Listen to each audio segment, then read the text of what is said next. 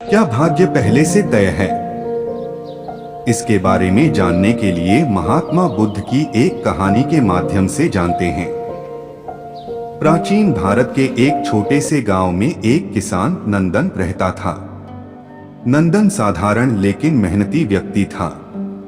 वह दिन रात खेतों में काम करता, लेकिन फिर भी उसका जीवन संघर्षों से भरा था। उसकी फसल कभी अच्छी नहीं होती थी।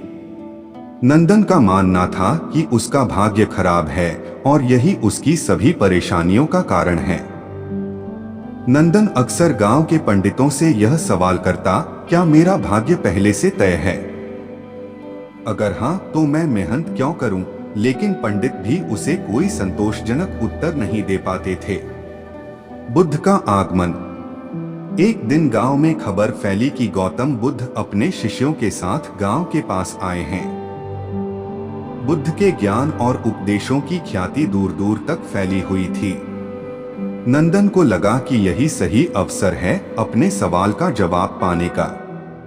वह बुद्ध के पास गया और उनसे बोला, हे महात्मा, मैं जानना चाहता हूं कि क्या मेरा भाग्य पहले से तय है? क्या मैं इसे बदल सकता हूं? बुद्ध मुस्कुराए और बोले, तुम्हारे सवाल का उत्तर मैं तुम्हें एक यात्रा के दौरान दूंगा। क्या तुम तैयार हो? नंदन ने तुरंत सहमति दी। यात्रा की शुरुआत।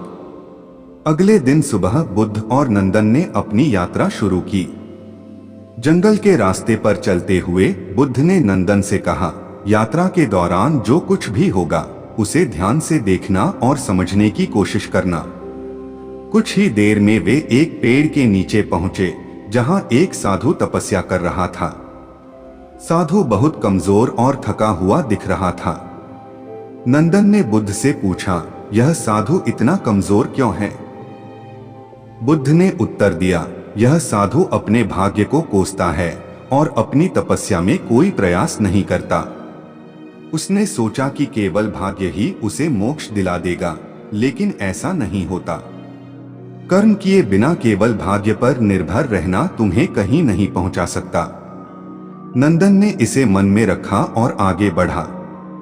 दूसरी मुलाकात। आगे बढ़ते हुए वे एक झरने के पास पहुंचे। वहां एक लकड़हारा अपने काम में व्यस्त था। वह पसीने से तरबतर था, लेकिन खुशी खुशी गा रहा था। नंदन ने आश्चर्य से पूछा, यह आदमी इतनी मेहनत कर रहा है, फिर भी खुश क्यों है?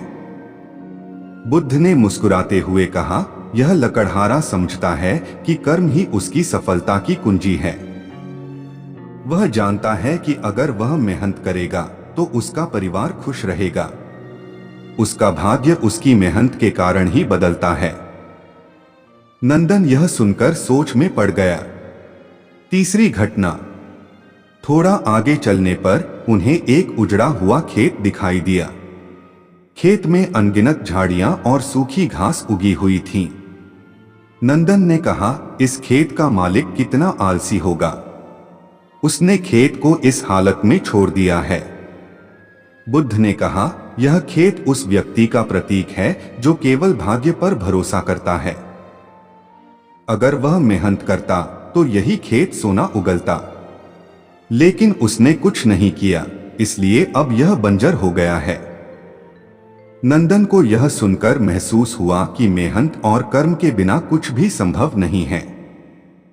बुद्ध का उत्तर। यात्रा के अंत में बुद्ध ने नंदन से पूछा, अब बताओ तुम्हें क्या समझ में आया? नंदन ने उत्तर दिया, मुझे समझ आ गया है कि भाग्य केवल एक अवसर है, लेकिन इसे सफल बनाने के लिए कर्म करना आवश्यक है। अगर मैं मेहनत नहीं करूंगा तो मेरा भाग्य मुझे कुछ नहीं देगा। बुद्ध ने संतोष से सिर हिलाया और कहा, सही कहा। भाग्य केवल तुम्हारे कर्मों का परिणाम है। जो लोग यह समझ जाते हैं वे अपने जीवन को नई दिशा दे सकते हैं।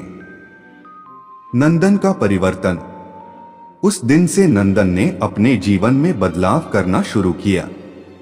उसने अपनी खेती में अधिक मेहनत की, नई तकनीकें अपनाई और हर परिस्थिति में अपने कर्मों पर भरोसा रखा।